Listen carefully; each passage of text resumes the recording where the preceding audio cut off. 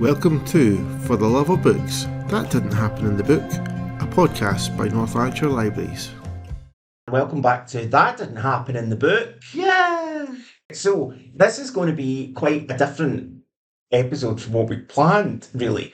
The initial idea, I think at the end of last time, I left you on a cliffhanger, and I'd actually had feedback from somebody saying, "Oh, what's your next one going to be?" And I said, "Well, so we left you on a cliffhanger saying that we thought we were going to do a rom-com. Yes, it was going to be Bridget Jones's Diary. Bridget Jones's Diary. The person I spoke to said that they didn't really, when I didn't say what the book was, they were a bit like, I don't really like romantic comedies. Anyway, that doesn't matter. So, yes, it was going to be Bridget Jones's Diary, and Kirkland was going to kind of read/watch.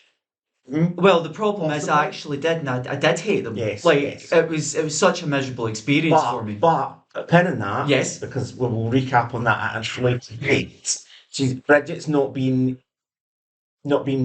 locked away forever. No, we say she's just been parked. We will visit her again. We will knock on the front door and say hello, Bridget. Because I think I really, you being vicious about it will be fun. Oh, okay, that's okay. Yes.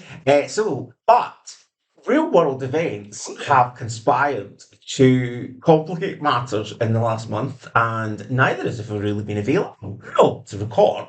I haven't seen any of my friends. No, Kirkland has been unavoidably detained in other matters. I've not been in prison or anything, don't worry. He's not been in prison. But he's been unavailable, shall we say that? That makes it sound better. He's been unavailable. And I've been busy setting up a new library. Oh, yeah, that's right, folks. You thought it was all about closing libraries because we'd no money. Don't have any money, but we're opening one. Ooh, yeah, I don't have any money either. That's thing. So that's why we haven't. This is literally the first I think we've laid eyes on each other. It's not so long. It's like all of my friends have disappeared from my life. Yeah, all I've had is television and books. Dead to us now. Dead to us. So we had a choice. We either didn't record, really. Yes. Which would have been shame, and it would have knocked us off the cycle. Especially for the audience who love it so much. Or recap on something different. Yes. Rejig it and do something else. So this month, we have not watched a film. No. We have not read a book. Well, I've read books, but not for this. We are going to chat about something different. It's still related to the topic, but it's going to be more of a general chat. Yes. It will just really be talking about, films and books. Yes. And to be fair, when we first came up with the idea for this podcast, or when you did, Andrew, it was going to be a loose discussion at times, because we just can't help ourselves. We sort of jump from topic to topic, as you probably know by now. Yeah, Kirkland was quite not particularly keen on a topic to begin with for the podcast. Couldn't keep on it. I can't keep on it. I'll be very straight. Yes. And Fiona Bruce. Yes, that's right. I'll be Fiona Bruce. But yeah, so he wanted to. We could just chat about anything.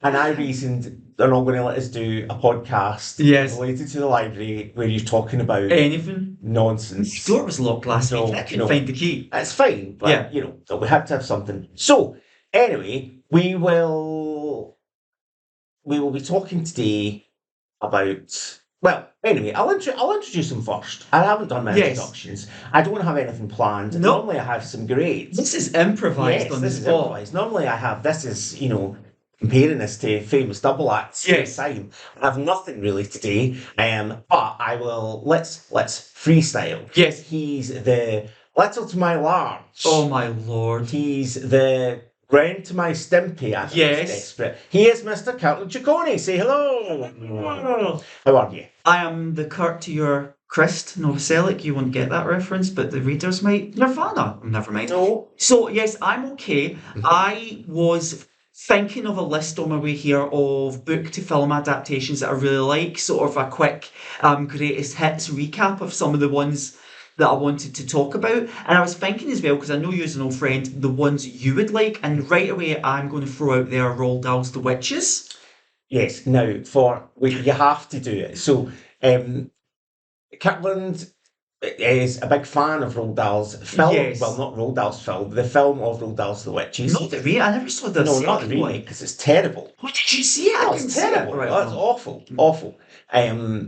But the seminal original, starring Angelica Houston. What a legend. Yes, it's a kind of bizarre European niche. You may remove your wigs. That one. Yes, go on, do your impression for everybody. Witches of England work only with magic. It's actually really bad. She just uses a lot of V's and stuff, but as a child, I just loved it so much, and I actually had like my room wallpapered with loads of witches. Right. I just drew them all. I mean, I can imagine. The social workers got involved, you know, that kind of thing. That was one of my favourites. What I love about it is that the book is really dark.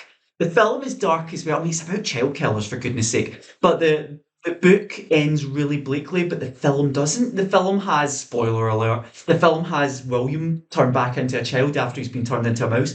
Book doesn't. I'll never forget, it's like one of those seminal memories. My sister, who at that point was going out with her friends at the weekend, you know, just sort of partying and stuff. Living life. Yes, she stayed in to read a Roald Dahl book one weekend. Her boyfriend must have been, you know, detained as well. And she was crying at the end. And it was the first time I've seen someone cry over a children's book. You know, she never really read much more. My other sister loves Sweet Valley High. But that was one of my favourite sort of adaptations. Breakfast at Tiffany's. It's another one. Which I think's on our list today. Yes, we can't talk about it too Can't much. talk about it. The book is so different to the film, though. I really like that. What's it for one? I've never seen it, but it's one that people seem to like. I had a few suggestions from people in the library. Was it The Devil Wears Nada? What's it called? Devil Wears Prada. Oh, sorry, cut that out. The Devil Wears Prada, yes. Devil Wears Prada. The Devil Wears Prada, Devil not Wears Nada. Nada is a very different film. So- Yeah, so I don't know that I've seen the Devil Wears Prada. I've not read Definitely it either. not read it. And yet people mentioned it to me. Uh-huh. I've got to read The Devil Yeah. Wears Prada. Yeah, so, and again, interestingly, that's another one that they're making into a stage musical. Hmm. Yeah, it's going to be in London towards the end of the year And so will you. with, what do you call her? Oh, you might know her name. She's in Ugly Betty. America? No, she plays the horrible boss. Vanessa Williams. Yes, I Vanessa do not Williams. remember Vanessa Williams. Vanessa Williams, she is playing the Meryl Streep editor character. In the Perfect. stage version. Perfect cast. So yes, I will Be there, grab the probably tickets. be experiencing that. Yeah, so I think it's interesting, something that has cropped up. Basically, what we're going to chat about today is generally like our favourite film to book. Yes. Film Just a adaptations. random list at people in the libraries, because we sent out the bat signal Yeah. and we said, please give us some of your So we've had suggestions. comments from people as well, Yes. suggestions for things that's raised interesting topics. Yes, So we're just going to have a general chat. I will about- randomly hurl yeah, them and you can about randomly. things and what we like and why some things work, some things don't. But you're right in what you're saying when you're talking about the Roald Dahl Mhm. stuff. I love Willy Wonka and the Chocolate Factory. Oh, it's so I good. love it. Now, this is the thing, I've got to always clarify this. Mhm. Is Willy Wonka the remake No. or is Charlie and the Chocolate Factory? Charlie and the Chocolate Factory is the remake. Right, okay, so it's Willy Wonka. I Willy love that Wonka's one the as Gene well. Wilder. Mhm. And I think it's really interesting because it is quite different in a lot of ways from the book. Psychedelic. And it's not what you would call a particularly faithful No. adaptation. It takes, the drops characters, it adds bits in, and things happen, obviously Veruca in the book and the film has got a very different fate. I love Veruca Salt. As a child, Veruca was honestly, and I know it's a morale. To God. Yes. I love Veruca Salt. I looked up to her so much. But you know what? See, as I got older and I read the book again, you can read Roald Dahl as you get older. Charlie being the poor kid that had nothing and yet he ended up winning a chocolate factory, which is a lovely thing. I have a vague notion that I saw the film before I read the book Oh, probably. because wouldn't have read the book till I was a wee bit older Mm-hmm. when I was reading properly. What I feel like the film was about, like always. Always in a bank I'm holiday sure Monday. I saw a lot of it before. So I was going to say we were poor. We were not poor. When I was a child, and this is going back like 40 years, So we Back in time. back in the day, in the 80s, yes, the 80s. For the younger listeners, yes, the 1980s was a What a long rubbish time ago. decade. And we had, what did we have at the time? 3 TV channels? We had Until- 3 TV until channels. Channel 4? I had a black and white TV upstairs. Yeah, in our I had a still. black and white TV as Like well. a black and white television. I used to watch Doctor Who on it, seriously. So at some point in the sort of early to mid 80s, we got a video, which was very exciting for the first Now time. let me guess. Yes. Was your first video a Star Trek Next Generation video cassette? Is this like a thing? No. I mean a video recorder. First time we got a video VCR, recorder. yeah. But at that stage, people were still quite poor. It wasn't like now where you go, just going to go and buy a telly at £800. You're going to pay it off like in instalments. You had which is to- what I did. You had to do. You had to get it from Radio Rentals. My Ford Radio Rentals. So we had a video from Radio Rentals or one of those companies, and it was VHS video, but it was just rented. And then my mum, in infinite wisdom, because for people who do not know what we're talking about, there were 2 competing formats for video in the 80s. There was VHS and there was Betamax. Yes. Betamax really was the better format in the sense that it was what was used even up to recently. It was still being used by TV companies and things like that. I had no idea. It was technically, I think it was a better format by all accounts. So my mum decided, we're going to buy our first video. We'll buy a Betamax. Fine, that was fine. And at the time, that seemed like a good prospect.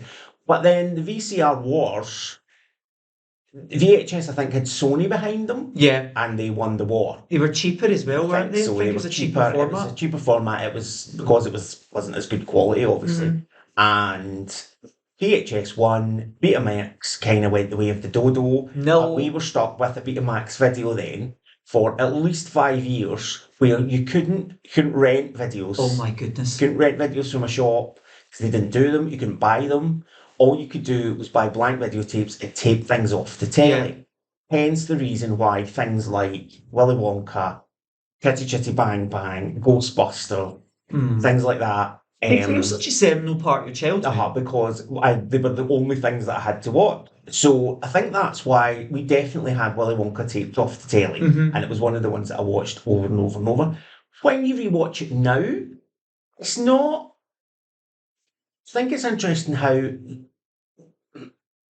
it's very dark. Oh, yes. And there's bits of it that I say are, obviously it's a kid's film, a family film, but I feel as if it was maybe slightly ahead of its time in that there's bits that are going to be over kids' heads. Yeah. And humour that's aimed a wee bit at adults as well. I don't mean smutty humour. I call it the Simpsons effect. It's like it works as a cartoon for children as they get older. Instead of like and Bart, they start to relate to Homer. You know all those scenes where the people are buying all the chocolate to get the golden tickets, and it's all these tiny wee kind of vignettes for people. The woman, you hear what I'm saying? It's your husband's life, like a case of Wonka bars. All those bits, right? And the bit with Tim Brooke telling the computer, I am not telling the computer exactly what you can do with a lifetime supply of chocolate. All that. I mean, they're not.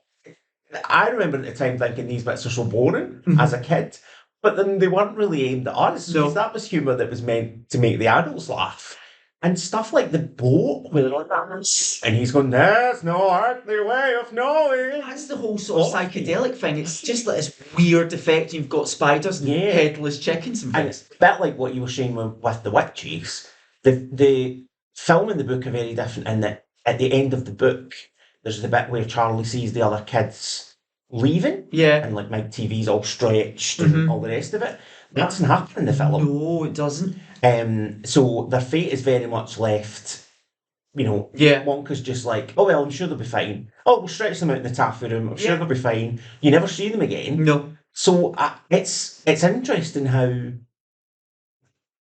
how much they changed If you look at his books, so George's Marvelous Medicine is basically about a child who wants to murder his grandmother. Matilda is an abusive family who treat their gifted daughter badly. And The Champion of the World is one of the best books about being a single parent. The thing now, though, is that Roald Dahl, I never knew as a child that he was a dreadful person. That he's a dreadful anti-Semite. But at the same time, as a child, I just loved him so much. Now, true story, folks, I wrote my first fan mail to Roald Dahl. You fool. And Sylvester McCoy. But I wrote my first fan mail to Roald Dahl, and there was a thing called a post box. It used to be sort of at the bottom of your street, and it was red. And what you would do next to the Betamax video. Yes, and what you did was you wrote on something called paper, and you folded it up and put it in an envelope, or if you're from Edinburgh, an envelope, and you would put a stamp on it, and you would go to the end of the street and drop it in, and it would just... It's like watching Game of Thrones. It's amazing. It's amazing how different life is now. So I sent fan mail to Roald Dahl. I was like, please, dear Mr. Dahl, please adopt me. Craigieburn Road is rubbish. I hate it here. I don't like the council estate, all that kind of stuff. And he never got back to me. So I did what any normal child would do, and I sent him 10 more letters. And he still never got back to me. So I started to get a bit more persistent. Andrew, I was like, how dare you ignore me? I want to be your son, that kind of thing. Yeah. And then I sort of discovered why he wasn't getting back to me. Yeah, because all he really wanted to do probably lock you in your shed and leave you there forever. Oh no, he was actually dead. Oh, He'd been dead. He'd been dead for like 5 years. That took a tongue. Yes. So obviously he wasn't getting back to me. Those letters still exist somewhere. In his shed, maybe, with the Betamax tapes. I do remember that at the time, because I think we say, he was dead, and but I do remember being about when Matilda was published. So it was a big event. Yeah, because that was like, it's a new book. And I think subsequently after that, you kind of go, he was dead, so people just picked up books after it. But no, at the time, he was still alive. And it was like, wow, a new book. And I bought it on the day it came out and things like that. His last book, it was either a Seal Trot or the Minpins. Because I remember getting it and not knowing it was his last book, Yeah. But so, and then of course they took Willy Wonka and, the Charlie and the Chocolate Factory, and they made it the dreadful Johnny Depp film. Oh my Lord. Where Johnny Depp played Willy Wonka like that South Park with Michael Jackson. Yes. It was so strange. It was like... They always cast him to do weird things. Terrible. How on earth is Wilbur Wonka? Where did that come from? Everything to do with his dad being the dentist and him going... It just doesn't work. In the same way. Here's a twist, jumping from that to another adaptation, which I didn't know was a book. I don't know how I didn't know, how I couldn't be aware. Jurassic Park. One of the biggest films. You remember, at that point, the cinema was becoming more skilled at sort of advertising. Batman had Batman logos everywhere. Jurassic Park had the dinosaur everywhere. And I wasn't a big dinosaurs kid. Loads of kids love dinosaurs. They weren't for me. They were just big, they were green, and they were dead. So Jurassic Park, I watched it and I enjoyed it, but I didn't love it. And years later I read the book, and it's sort of the book and the film's better because film's better. It's just this. Steven Spielberg has a habit of that. He makes books. The book's perfectly fine. Yes. It's a perfectly good, serviceable, Jaws, lots to say with Jaws, but I think just the visuals and everything in Jurassic Park just elevate it, and it's a very, very well, whether you like dinosaurs or whether you like that type of films, it's a very well made film. It's very, it's tense and it does all the right things, and it looks amazing. And it's, again, I remember I did read the book, and I can't remember if I read the book before the film or vice versa. I don't remember. Oh, you probably would have seen the film, because we all think I saw the film first and then read the book. But again, it's that thing of when you read them, and this leads us into another conversation. You read them and they're not exactly the same. No. So in the book of Jurassic Park, if I remember right, Don Hammond dies, and I think Ian Malcolm dies, but they don't die in the film. Yeah. And it's when they change things that you say, that's the reason for this podcast. That didn't happen in the book, It's like we were saying with Willy Wonka in the book, Veruca goes down the nut shaft, and in the film it's the golden goose and everything else. So it raises a question when people are invested in a book, particularly now that you get this kind of rabid fan base for things. how acceptable is it to change the source material? And what I mean by that is, if you've got people who have read a book like 19 times and know it word for word, and they make a film of it, it's never going to live up to what they want unless it's exactly what's on the page. This is the thing, the book still exists. You know, it's sometimes better to go to something. I said this with the Agatha Christie episode. It's sometimes good to not know how something's going to change it. It just depends how they do it, I suppose. I mean, there's different sorts of certain books that get made into films, and the film is so powerful it obliterates the book because it just does better. Like The Exorcist. Have you ever read the book of The Exorcist? But you know the film. You know the film, you know all the images, you know everything happens. Silence of the Lambs. Yeah. Now, I did read that book. The film I really, really enjoyed because of the performances. It could have been a bit ridiculous. Yeah. I have a theory though. So what was the sequel's called Hannibal? Sequel's called Hannibal. Now that film waited years. Yeah. Well, yes, it was, because they had to wait for him to finish writing the sequel of the book. I am convinced that certain stories work better in print, that when they turn them into a film, it's so ridiculous to watch that it's just something about storytelling lends itself to pulling you in a bit more where you see it in cinema. That book was so ridiculous, and yet it worked because it was a book on the screen. Like, what's his name, Mason Verger with his killer cannibal pigs. Like, that is so silly. So silly. It didn't work. But it becomes that thing of how much do you adapt? How much do you change? And how much do you leave the same in where? And I think it's getting more difficult now because people take something, invest in it, and then, run with it so much that it's never going to live up to what they expect. No. And then all they do then is go on like forums and complain Something about how terrible they are. Yeah, no, something to talk about complaints. Something I was thinking about the other day when I was passing the James Patterson shelves in the library. Now, James Patterson takes up like 10 bays in here, and Agatha Christie has very prolific. One bay. He's extremely prolific, and that's all I'm going to say. But why for someone who is so big, and his books sell millions and people read them in a day, how come he's never had a movie adaptation that's been a big success? Like, is there a problem turning his books into good film, or turning his books into an okay film? They did a couple of films, didn't they? Along Came a Spider. They did a couple of Alex Cross adaptations, but they've never really worked. Not really. No. They've never captured their books as popcorn, but the films don't seem to work. And this is something as well now that, there's a lot of stuff that's been adapted. I'm going to go back to a couple of things that people have commented on. And the David Nichols book, One Day, which was a huge, the book was a huge bestseller. Oh, yeah. At the time, everybody had a copy. Omnipresent. It was everywhere, right? And they made it into a film. And it had Anne Hathaway in it. And it's pretty terrible. It's not is good. it? Is it bad? It's not good. And I loved the book. And the film is not that great. And then now recently, they've made a Netflix adaptation, which is 10 episodes. And it's much better. It's much closer to in the spirit. I assume it lets the book breathe a bit more. This is the question. This is what it comes down to. One of the comments that I had from, let me have a wee look here to try. We are actually getting comments, folks. Are getting comments. So, emails, threats. So a comment I had from Thomas. Hi, Thomas. He said one of the worst things his adaptations was The Hitchhiker's Guide to the Galaxy. Now, not the TV series. They made a film a few years back, and it had I think it was Martin Freeman in it. Yes. And it was kind of terrible.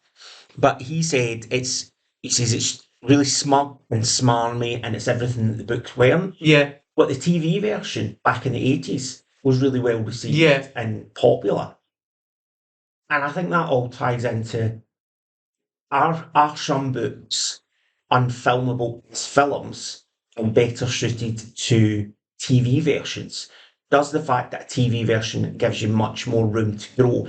What I'm trying to say is, if you've got a film that people really like, if it's especially when you look at some of the novels now are really long, there's no way to make that into a feasible film.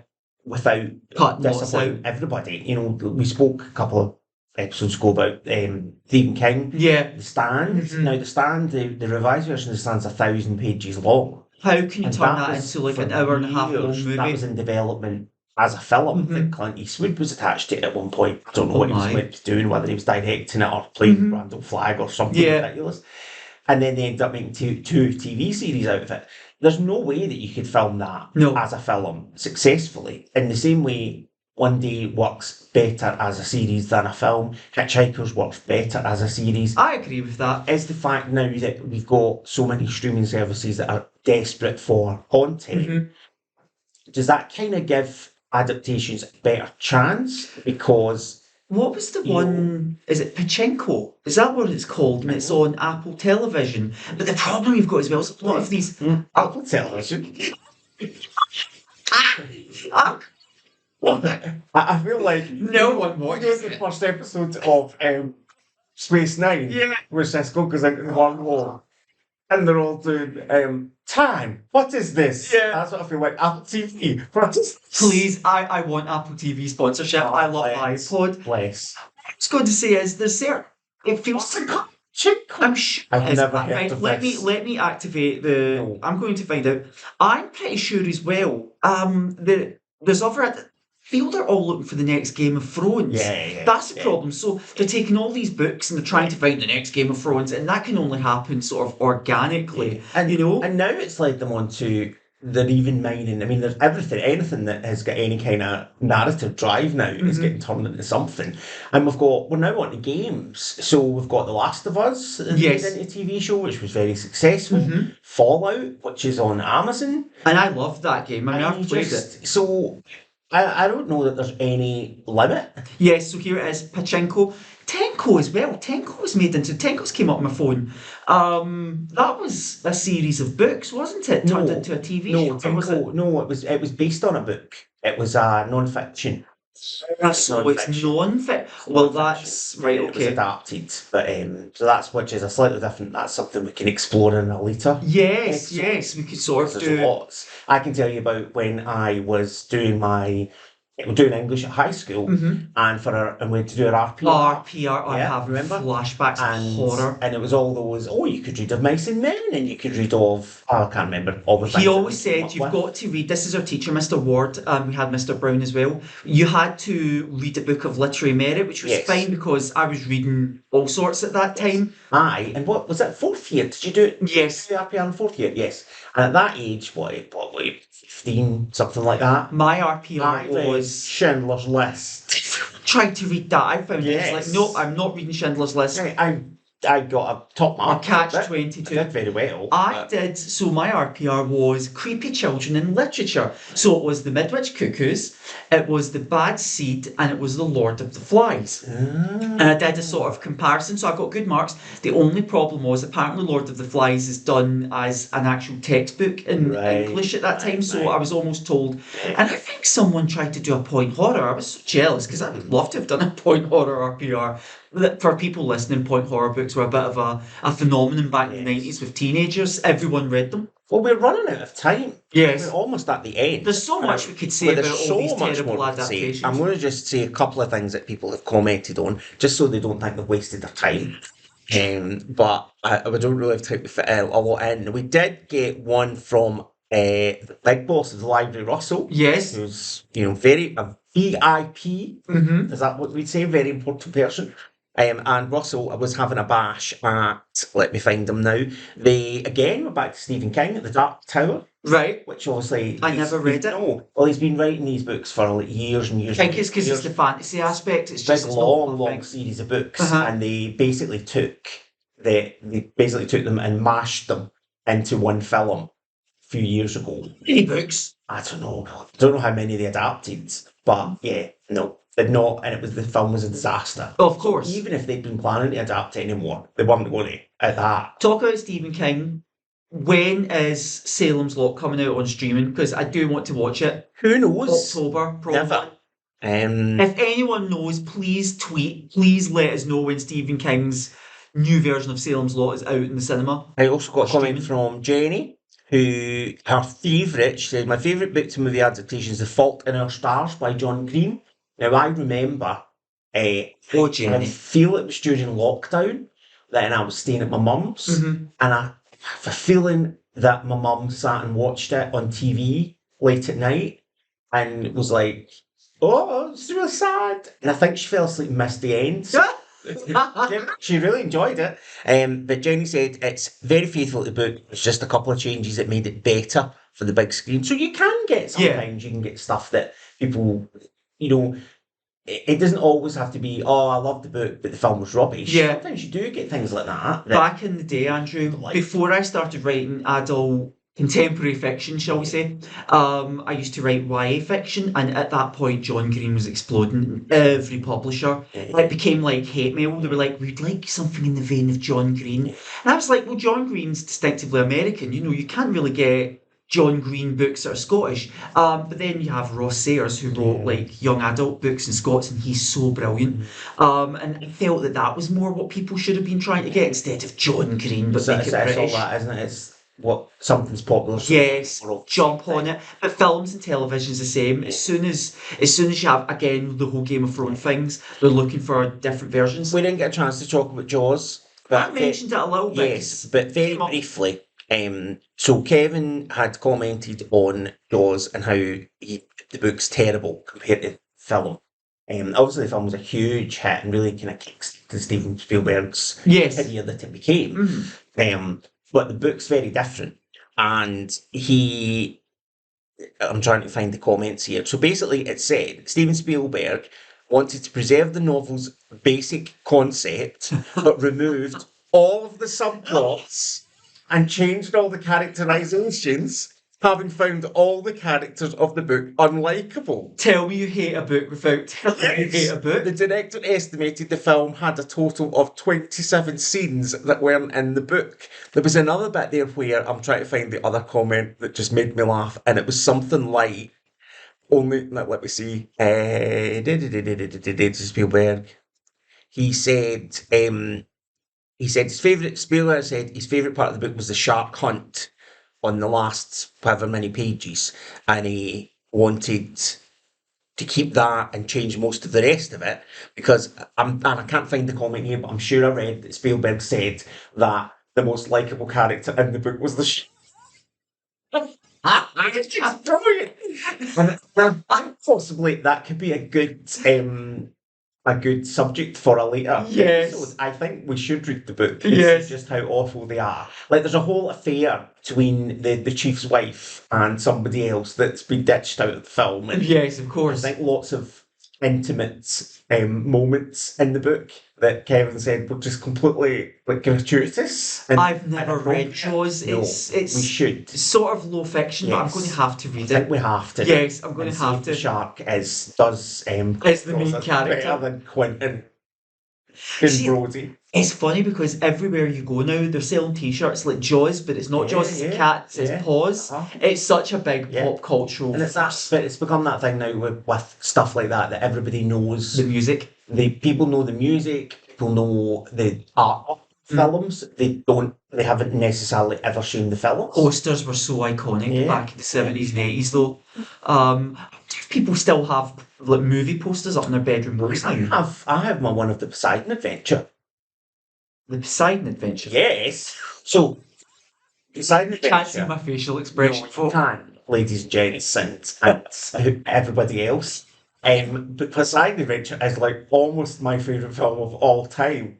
And if you've never seen it, it's about a cruise liner that gets hit by a big wave and topples upside down. And the people, Shelley Winters and Gene Hackman and Ernest Borgnine and Grandpa Joe out of Willy Wonka and Fallon out of Dynasty, and other people have to try and get from the bottom of the ship, the top of the ship, which is now the bottom, to the bottom of the ship, which is now the top. And horrible things happen to lots of people along the way. I love it.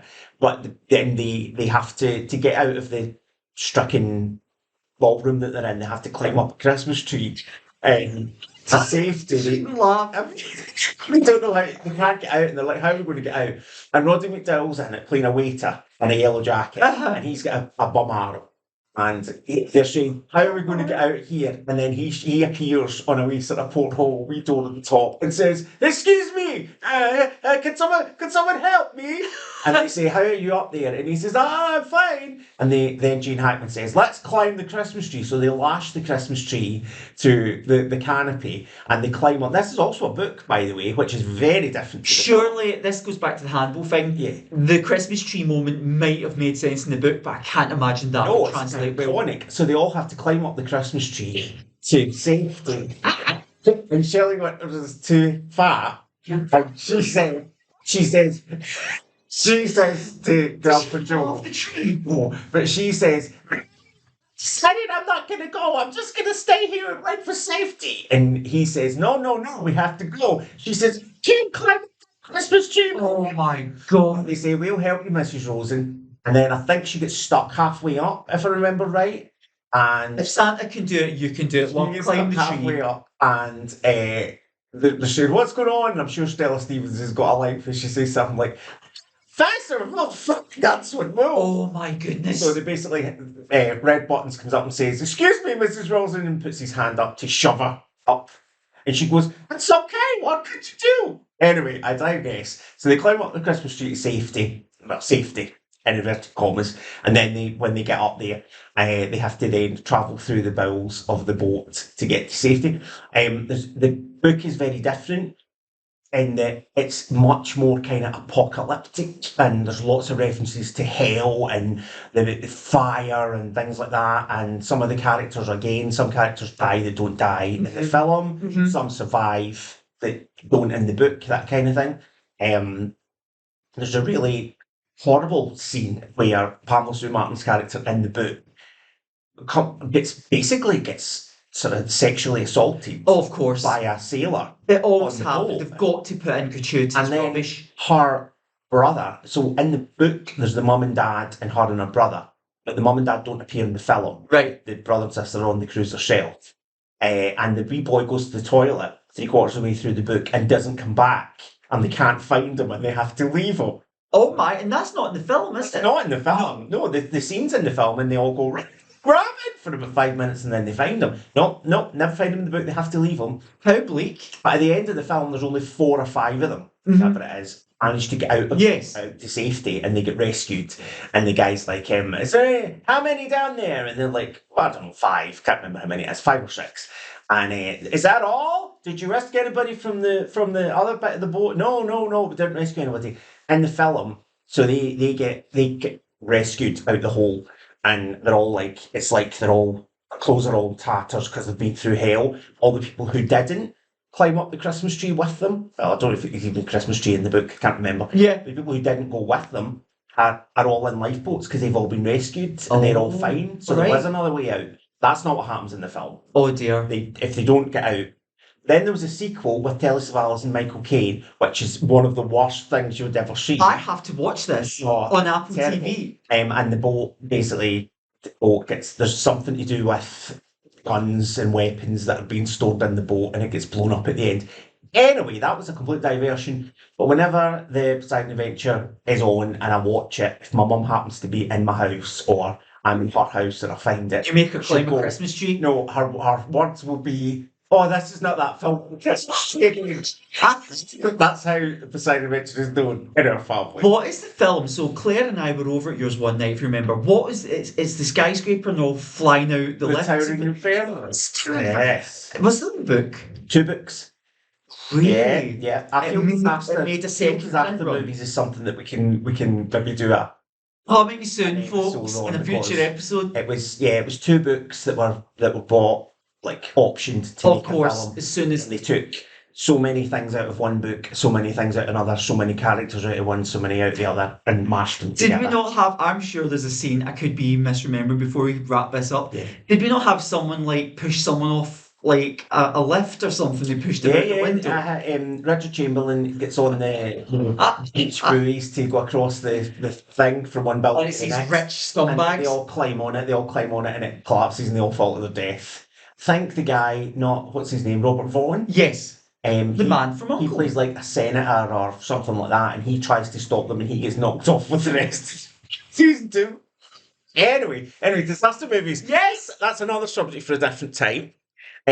Hopefully, that's Covered some of the hopefully comments. That's been a kind of rambling. Yes! If you've got anything to say about this, Yes. send us a message. Please do. We love to hear comments from people. We love people to tell us how funny we are, how they're enjoying it. If you've got any suggestions of books to cover in future installments or ideas of specials that we can do, please do. We're always happy to hear them. Mm-hmm. Hopefully, I have no idea what we're doing next month. Possibly Breakfast at Tiffany's. That Maybe. would be good. Maybe, don't know. And we're love kind of Truman. off track at the moment. Yes. But we will certainly be back in 4 weeks with something Yes. that is a recording of voices. Yes. That's as much as we can say at the moment, isn't it? Yes. Yes. So from Captain Chaconi, Hello, goodbye. goodbye. And goodbye from me, and hopefully see you next time.